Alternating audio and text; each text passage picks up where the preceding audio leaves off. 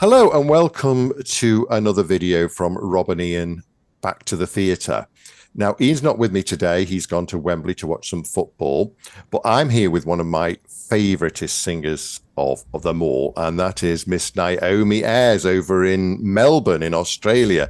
And it's late evening here and it's morning where you are, isn't it? So Yes, it is. And you can tell I'm in Melbourne because I'm wearing black. black. Black is the colour of Melbourne. You can tell people that live in Oh, is it? Melbourne. I don't know. I've never been to Melbourne, darling, so I wouldn't Yeah. know.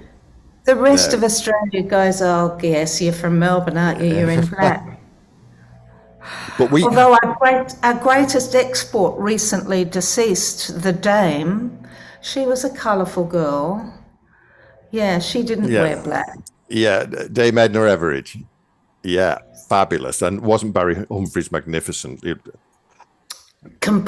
was one of my biggest influences. My mother and used to take me to see him when I was about 10 years old, and we would tremble our gladdies together.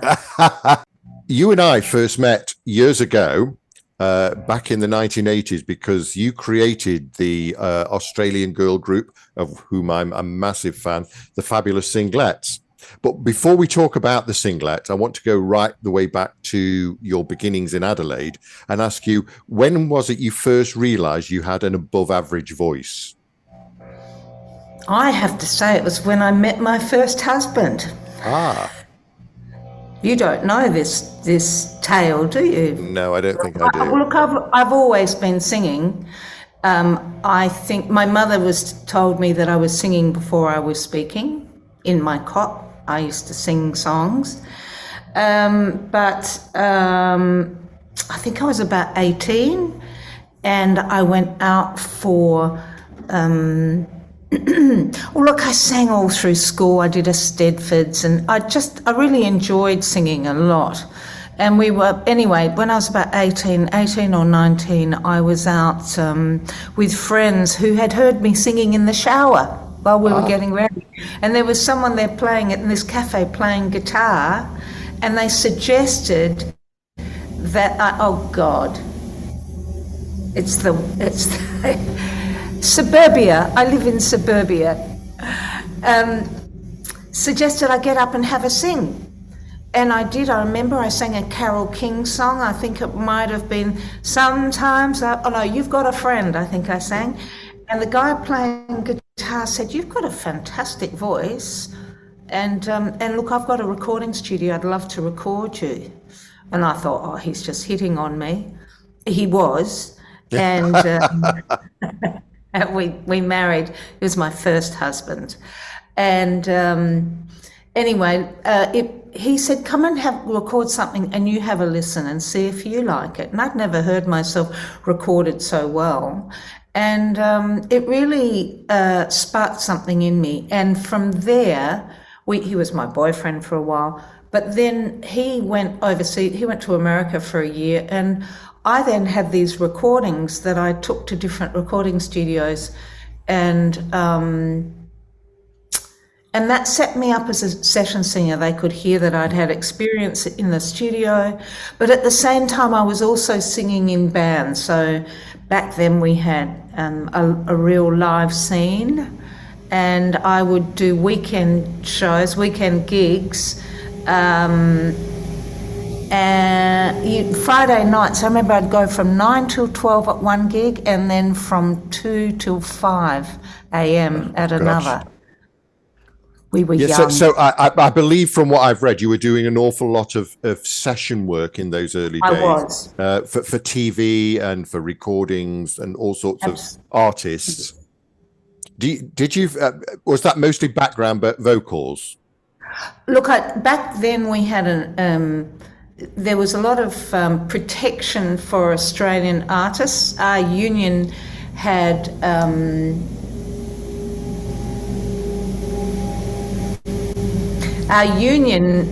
that we had to have a certain amount of music created in Australia. So we used to redo all the Coca-Cola ads and redo all the Hungry Jack's ads. So I did a lot of advertising. And when I moved to Sydney, I started doing backings for albums. as well. So, better known artists. But yes, all that experience in Adelaide was so helpful, and also gave me the opportunity to hear the feedback. We didn't have the same kind of option to recording, access to recording equipment, as a lay person, but working in the studios, I could very quickly hear myself and make adjustments. I also was very good at harmonies. I'd sung with my brother. We used to do the obligatory Christmas concerts.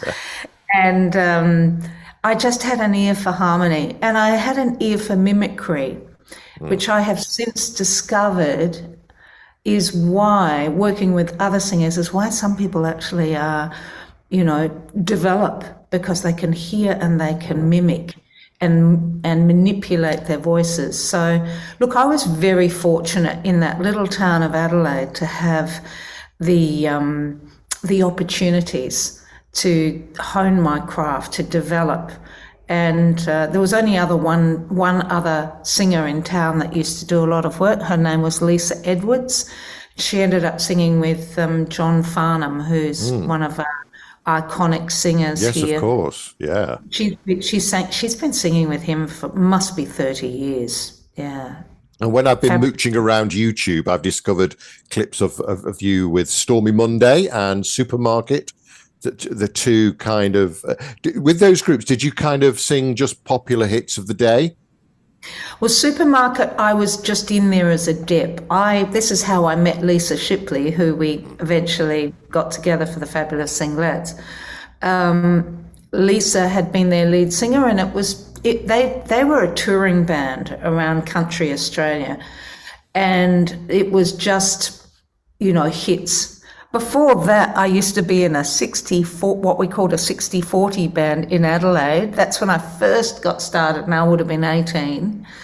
And it was full of, the rest of the gang were English, and they had all been, one had been a bass player for the Rolling Stones before that. They were all these musicians that had played in famous bands, but had been either ousted or gone, they're not going anywhere. So on the fringes of their success. That's right. Yeah. And they moved to Australia, and so I thought they were all really old. They were in their 40s, but it was a very good. It was a very good opportunity to just get up and get in front of an audience. And then I moved to Sydney. Yes, Stormy Monday was just a travelling band, and they were wild. They were a wild band. I could see that I either hung with the rhythm section, and I would go down fairly quickly. The horn section were into bodybuilding, and so wherever we arrived, whatever town we went to, they would hit the gym, and I went with them. So I went with the healthy ones. I think that's why I'm here today. Yeah. But Supermarket was a completely different kettle of fish. This, to me, was a really band of elite musicians that did all the sessions in Sydney and television shows, and they were really something to behold. There was a band, a jazz fusion band in the 70s called Crossfire, and it had an international career. Fabulous musicians, Jim Kelly and Mick Kenny.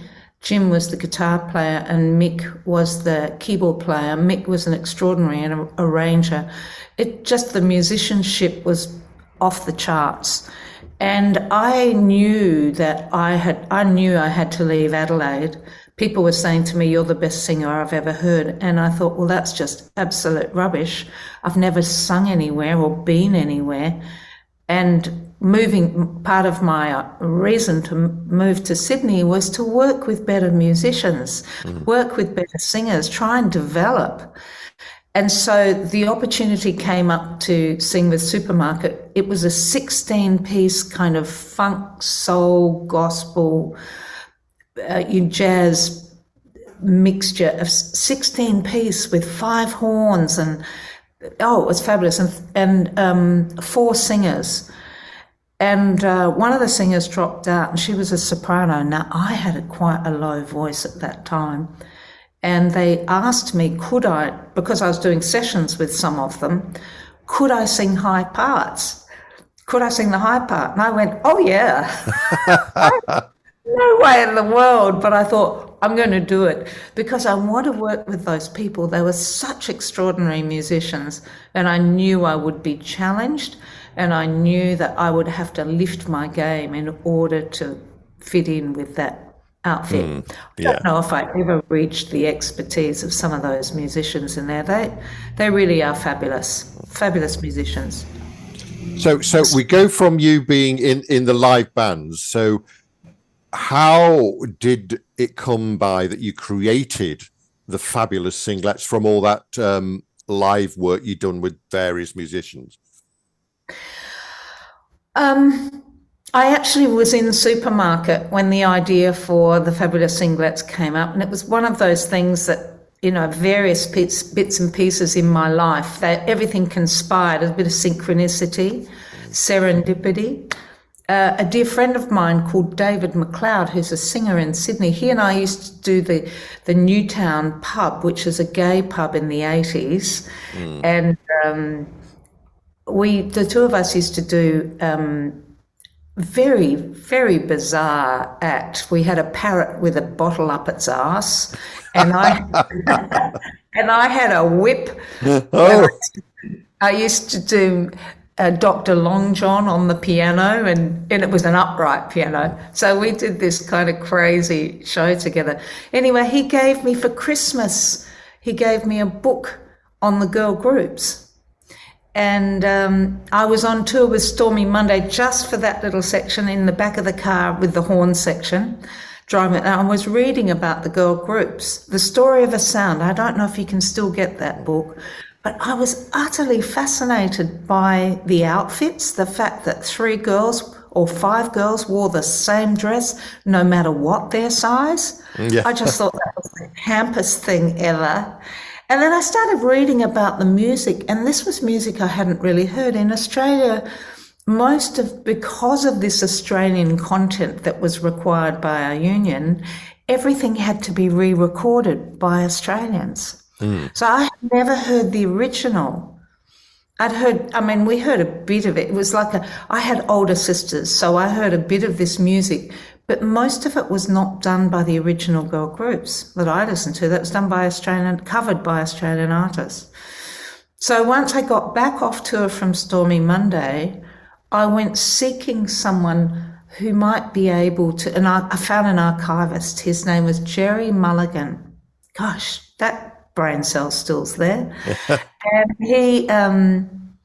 he was a girl group aficionado, and he had a wall of singles, Bluebird singles, Bluebird records.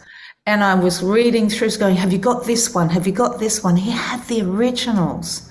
And I absolutely fell in love with the sound of these, actually the earnestness of the singers.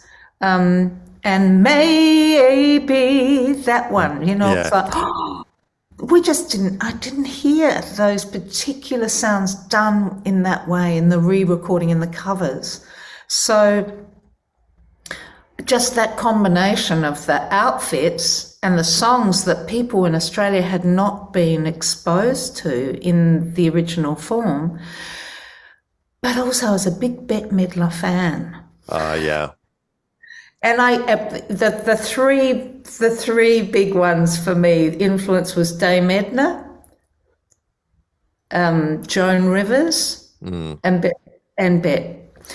And I had often looked at those staggering harlots and wondered, what the hell would a show of their show look like? What would they look like? So that was my original thought for the Fabulous Singlettes, was not really so much a tribute show as just creating something that had that energy of the original girl groups, but the sass of the staggering harlots. Sorry, go Sorry, on. for those who haven't seen the Fabulous Singlets, it's not just about the music. I mean, there's an awful lot of high comedy in there, and quite a lot of low comedy as well, which is what drew me to them when I first encountered them on the Renfrew ferry in Glasgow on that balmy summer of 1989. It wasn't just the brilliant singing; it was that outrageous humour that you incorporated into the act. I think there is a tradition in Britain of warming to nicely dressed Australian women with questionable content. You know, it seems to be a thing that resonates in the UK. But you must be nicely dressed. Yeah. You present it nicely, the filth. That's always the best way. Absolutely. So what I want to do here is just for a second, we'll just pause and take a look at the special you did for Channel 4 in 1989. Lovely. Yeah, and this is you on lead singing Time Is On My Side.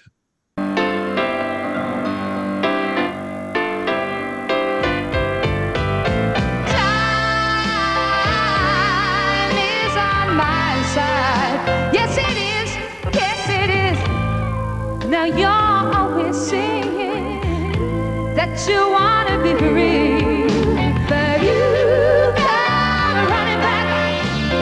You come running back. You come running back to me. Time is on my side. Yes, it is. Oh, yes, it is. Time. Yes, it is. Yes, it is.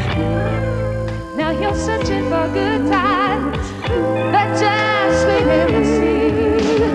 You come running back one of these days, but you come running. Won't let you cry no more. You come running back to me. Oh, yeah. Go right ahead, baby. Go right ahead. And honey, you just light up the time. And baby, you just do every little thing that your heart desires. Okay.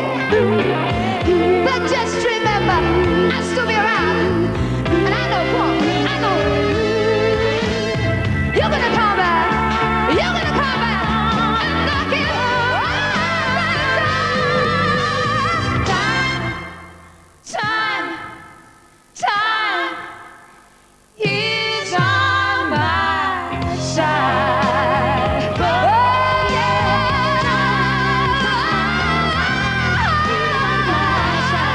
Don't you know what time? Yeah. It's on my side. It's on my side. It's on my side. Oh, yes, it is. Yes, it is.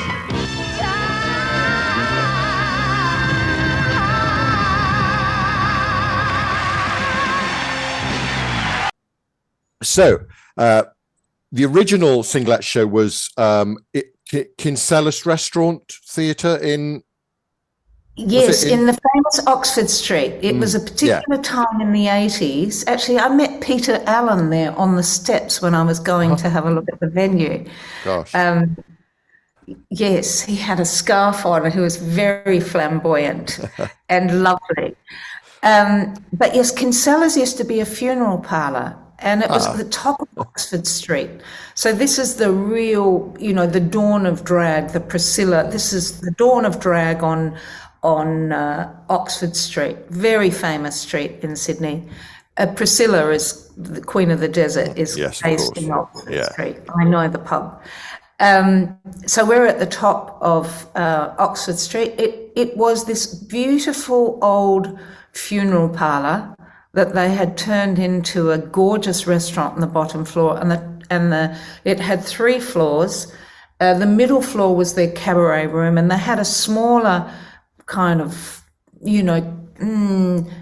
black box theatre at the top.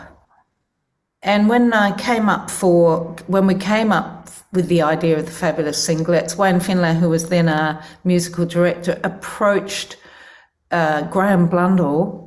There's a little bit of a name from Australian music theatre film past. He was the star of Alvin Purple in the 70s. You can go and have a look at that. Right, He was I don't know it. Okay. Yeah. He had a bit of a cult following, a bit like Pink Flamingos, but not nearly as camp. Or Genius. You can cut that out. I'm cutting nothing. Oh gosh. Yeah, Anyway, we approached Graham Blundell to put the Fabulous Singlettes on, and he gave us that black box theatre at the top of the Kinsellas.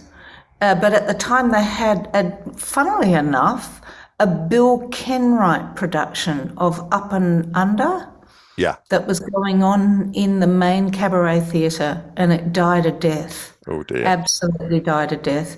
And they, anyway, Graham said, how fast can you get the show together? We'll put it in the main room. We had 10 days. Gosh. I'd never done a cabaret show before. So, but it broke all box office records. Wow. It just seemed to be captured that moment. Yeah, and I think what's incredible about that is that within a 2-year period, 18 months, 2 years, you'd gone from that room in Kinsellas to headlining a West End show. Because that's quite a leap within, because some people don't do it in their entire lives. It was at that short. Goodness, you're right. Well, so it was 1986 that the idea popped into my head, like all those things mushing around in my brain. 1986. You said 1996. It was 1986. 1986. Yes. And by then 1988, you were in the West End. Absolutely, that's bizarre. But remember 1986, and then we went to Edinburgh in 1986 as well. That was our first one at the Pleasance Theatre. Oh, right. Okay. So we did the Pleasance Theatre, and I remember we got the front page of the Scotsman. It was bizarre. And then the BBC named us in the pick of the Fringe. And then we got the call from Bill Kenwright to come down to the West End because Sammy Khan had an event, and they had a theatre that was available, but I wasn't happy with the lineup, and I thought we're going to get one shot at the West End, and I think we need to make sure that this is, tight, and so I said, I think we need to go back. We needed a personnel change, and we went back to Sydney because I knew in my mind I had watched young Alison Jaya. I had watched her on television. I went, I think she's the one. She's funny, she's gorgeous, and she's got a voice that will not quit. Yeah. And so we went back and auditioned Ali, and yeah, she's fabulous. And it changed all your lives, basically. It did. Now we went back to London thinking, we can just skip into Bill Kenwright's office and he'll give us a show.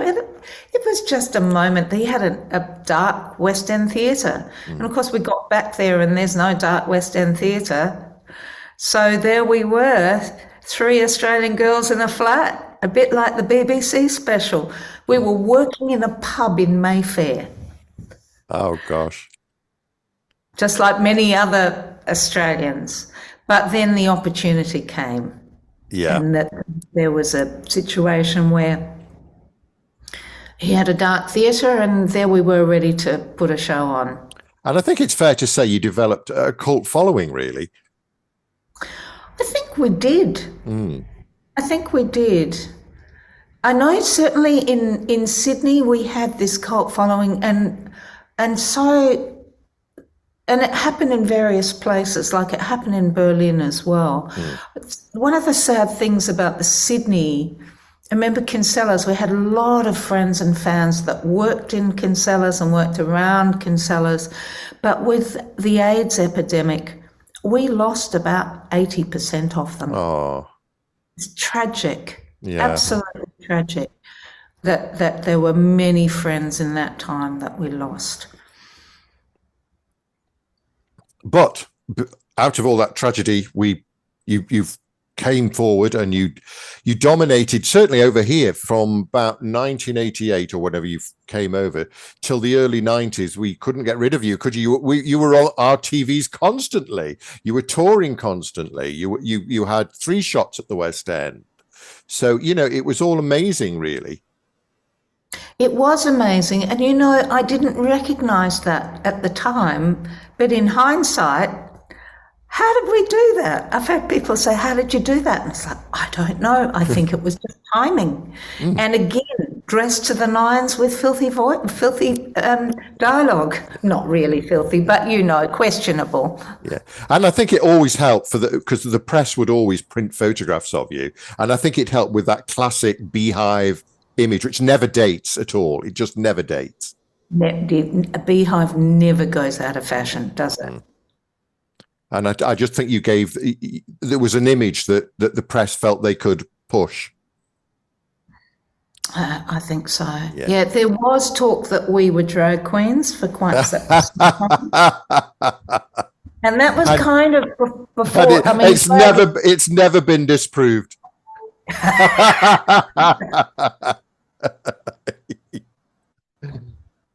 And just before we get off the singlets, I have encountered you in Berlin a few times now, and you're still going strong with a slightly revised lineup with the great Melissa Langton on board. How wonderful is Melissa?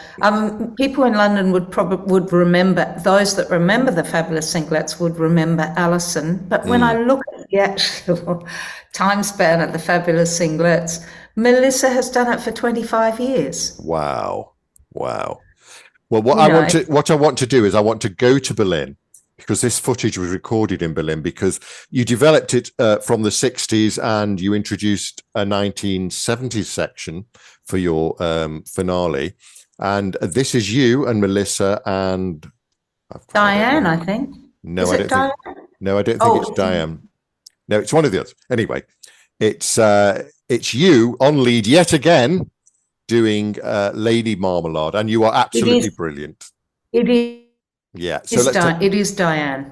Right. Okay. So let's take a look at Lady Marmalade.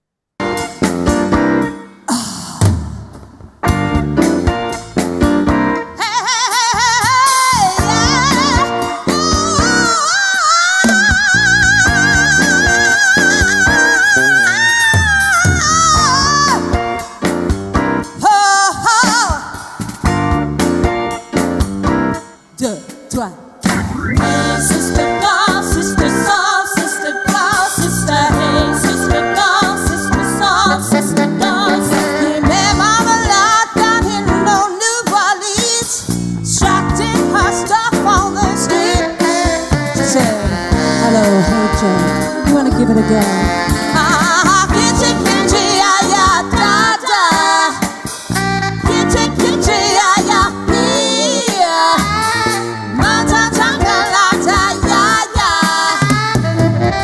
Lady Marmalade, voulez-vous coucher avec moi ce soir? Voulez-vous coucher avec moi? Yes, feel the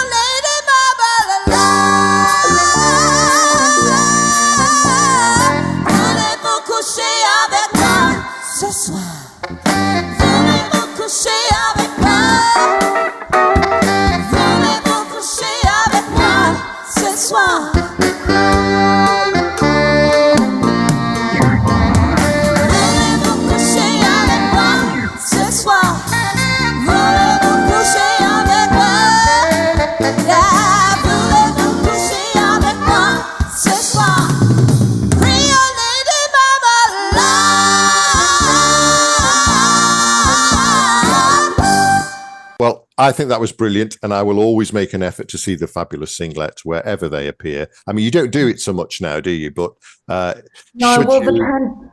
but that nasty little virus had something to do with it. I mean, we're still upright. The voices are still going strong. And as you could see from that clip, we have an enormous amount of fun. One of the things I love in that clip is how much fun Melissa is having with the blonde wig. She's dancing away. And it's always a joy to share a stage with her. She's such a generous performer. But our last tour was 2019. And yeah, look, the voices are fine. My feet can't cope with those stilettos these days. My knees can't cope with the platforms, and my feet can't cope with the stilettos. Maybe orthotics we need to think about. I think you've got one last triumphant farewell tour in you, and I hope you bring it to the UK because we need you in the UK. Oh, bless. But Bless. moving on from the Fabulous Singlettes, because we have done. And you have done.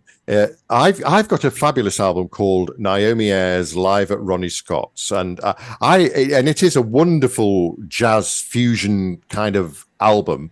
And I long for you to make another album. Why have you not made another album? Well, I wanted to. That's a really good question. Thank you for asking it.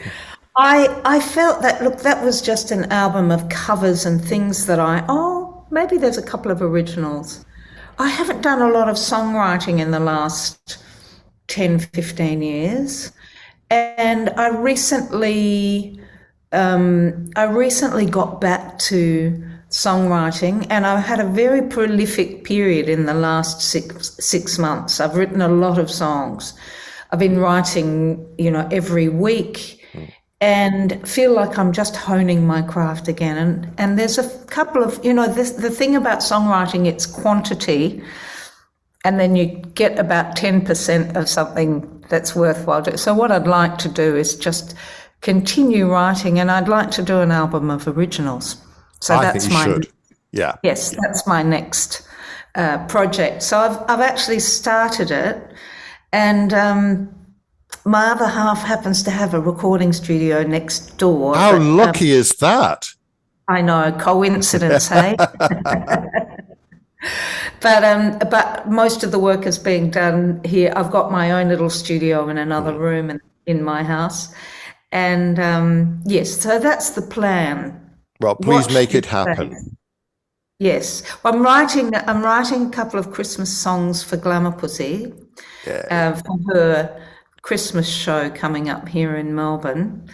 Might preview that because July is really Christmas in Australia. We have Christmas in July. Who knows? Yes, you've just mentioned, and you're coming to the UK with your new show, which is Glamour Pussy and the Hip Replacements. And I think that's been another really creative push for you, isn't it? The creation of the Glamour Pussy character. So for those who don't know, you tell us just what that's all about. Well, let me just tell you the origins of Glamour Pussy. The last couple of years we haven't done a lot of travelling, and Melbourne was the most locked down city in the world. I actually miss lockdown. I had a lot of fun, and lockdown was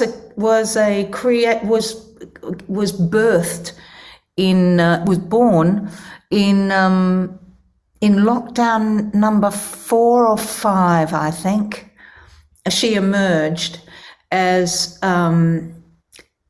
something that an answer to a lot of the ageism that I saw around, and it needed to have, rather than talk about ageism, I think it just needed a character who was fabulous no matter what her age. I mean, grey is the new black, isn't it? Yes, absolutely. There's a lot of talk. I see also in Britain they talk about menopause. There's lots of menopause talk now. I don't know if you noticed it in Britain. Maybe as a man you're a bit blind to it, but probably yes. I'm not attuned to it. There's lots of articles, they're talking about it a lot, but there's no mention of what happens afterwards. It's like women just disappear, crawling off into the darkness. Well, actually, there's a whole kind of cult of postmenopausal women who are making fabulous things. And so I thought Glamour Pussy could be another of one of those women, just letting go of, basically, it's what happens after, you know, you emerge from the hormone hell. And again, you've mixed humor with a lot of musical content, haven't you? With a lot of music. So it's a cabaret show. And look, it's not really about a post-menopause as much as it just her being fabulous. Moira Rose was definitely a big influence. I think that's a fabulously drawn character in Schitt's Creek. I think she's just an embodiment of that self-absorption and yet generosity of a woman that age who's had a career. And frankly, Glamour Pussy comes from the fringes of fame. She's rubbed shoulders with some pretty big names. She may overshare at some point in the show. Well, I'm just going to do insert here a little clip. So it's a homage to Mr. Kegel and the pelvic floor. So let's just take a little. Yes, we'll talk you know about the one. it. Yeah. Afterwards. So let's just take a little look at our Glamour Pussy in action.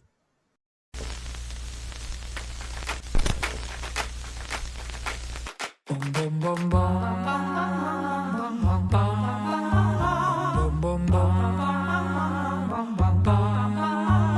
Mr. Kegel, send me a dream. Please make my mimsy as tight as a tea.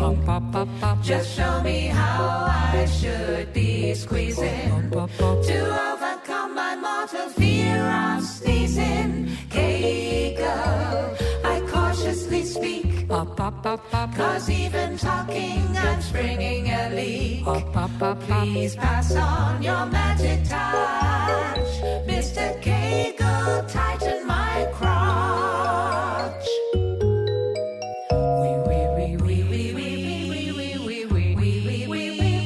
Mr. Kegel, each time I dance, squeeze, a little something seems to seep in my pants. Squeeze, 'cause everything's heading south of the border. Let's get this playground back in honeymoon order. Kegel, I'll work day and night to make this lazy pelvic floor tight.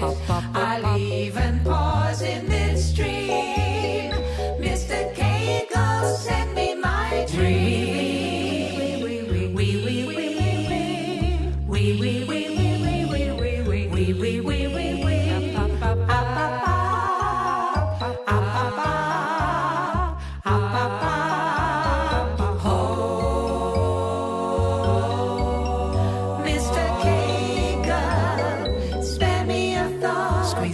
Squeeze. I get this flabby flooring springy and tall. Squeeze. I need your moves. Come on, let me know, girl. So I'm popping ping pongs like a Bangkok showgirl. Kegel, something's adrift. Time to work that little man in the lift. Make my foo-foo pristine. So please help me, Kegel. Tighten up this bagel, Mr. Kegel, send me my wee dream.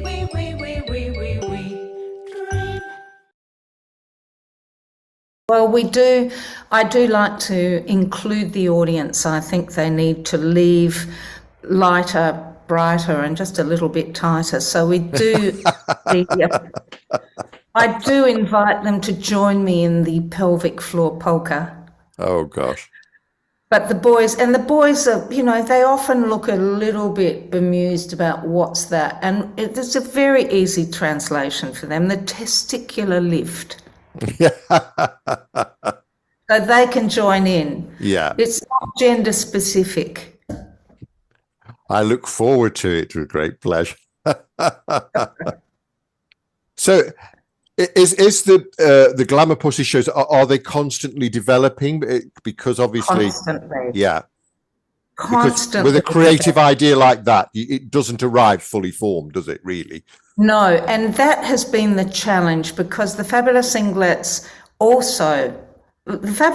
actually kind of started as a history lesson of the girl groups, but developed into something else. You know, as I found various props through our touring, like a rubber hand or whatever, those things incorporated themselves into the show. And that has actually been a challenge for me, knowing a show so well like the Fabulous Singlettes. And working with two other people is much easier than working on your own.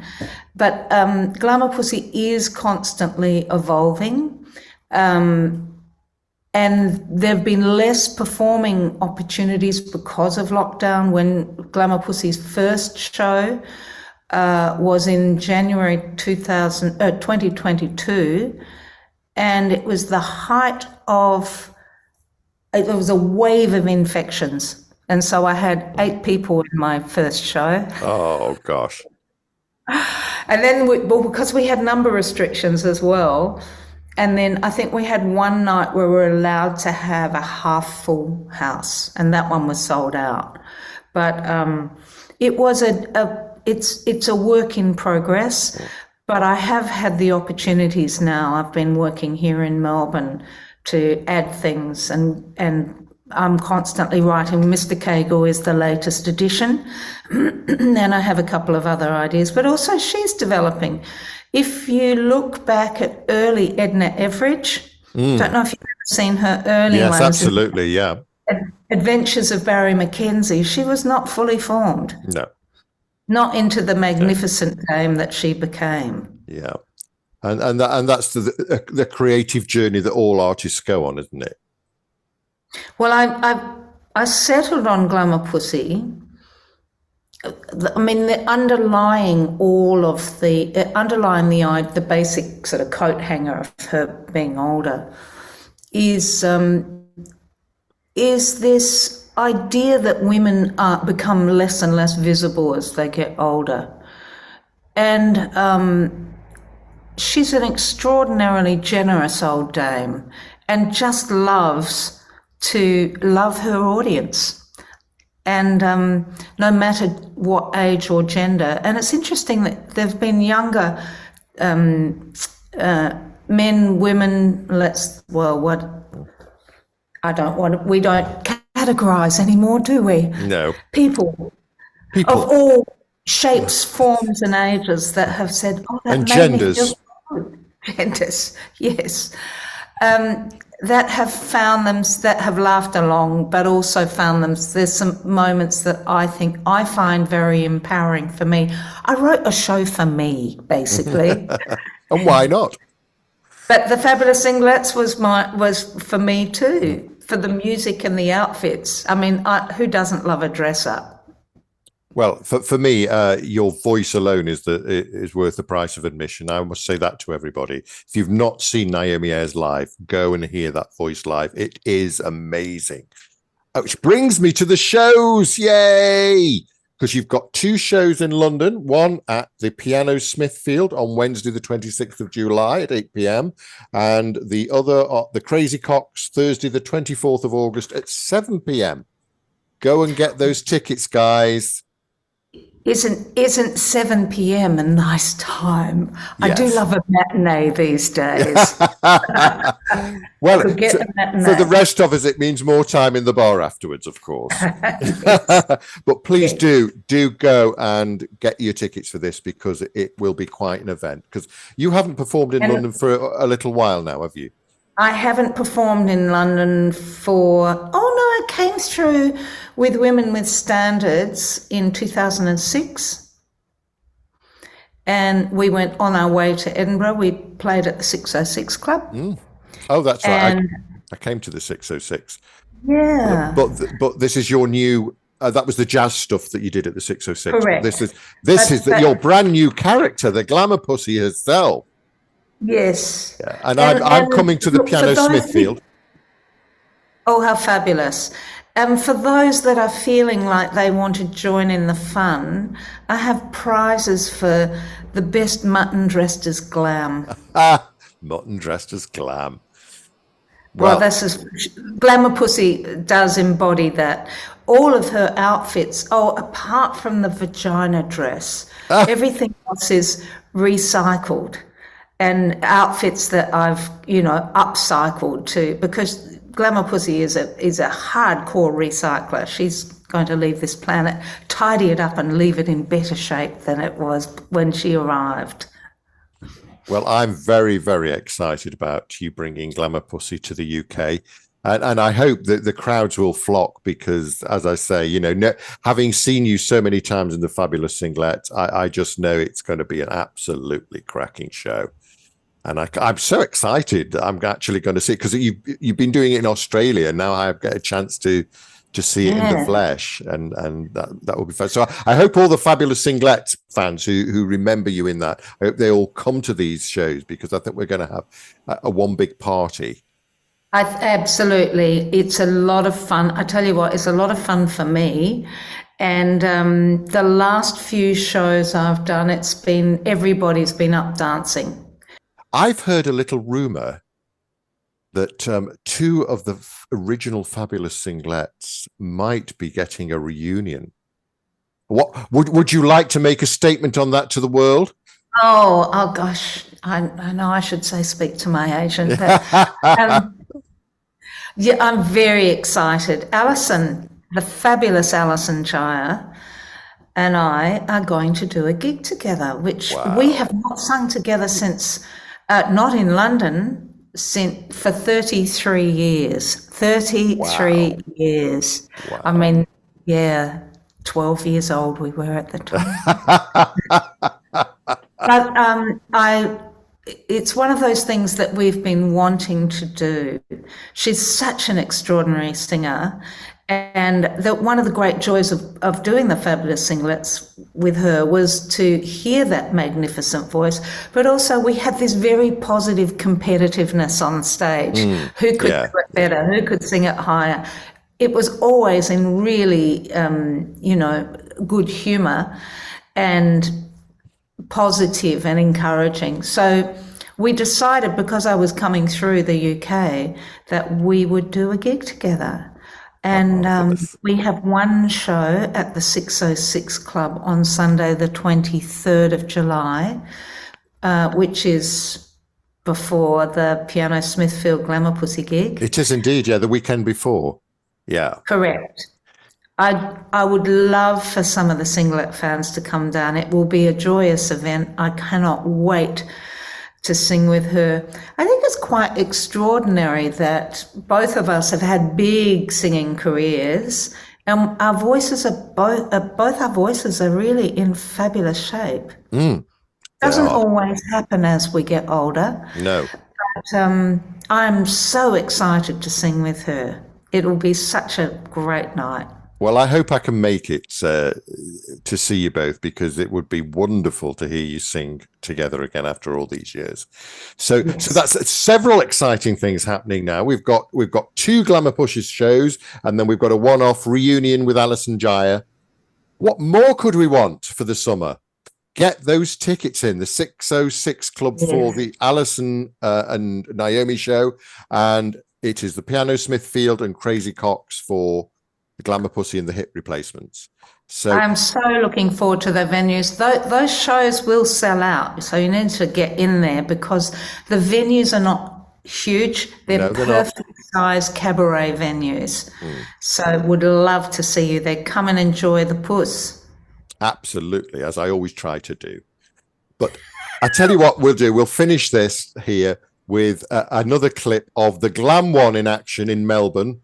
And this is a song called Live Until I Die, I believe.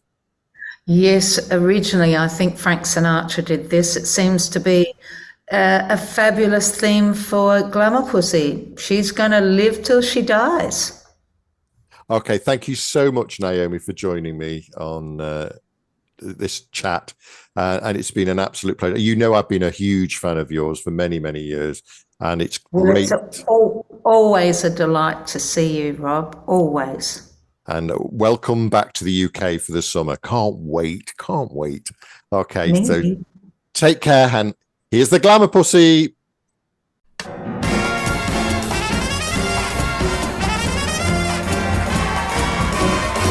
I'm gonna live till I die. I'm gonna laugh instead of cry. I'm gonna take this town and turn it upside down. I'm gonna live until I die. They're gonna say, what a gal. I'm gonna play, I'll give 'em hell. Ain't gonna miss a thing. I'm gonna have my fling. I'm gonna live until I die. The blues will lay low. I'll make 'em stay low. I'll never play low for my head. I'll be a devil, for I'm an angel. But until then, hallelujah, gonna dance, gonna fly. I'll take my chance flying high. Before my number's up, I'm gonna fill my cup. I'm gonna live till I die. The blues will lay low. I'll make him stay low. They'll never trail over my head. I'll be a devil, for I'm an angel. But until then, hallelujah, gonna dance, gonna fly. I'll take my chance flying high. Before my number's up, I'm gonna fill my cup. I'm gonna live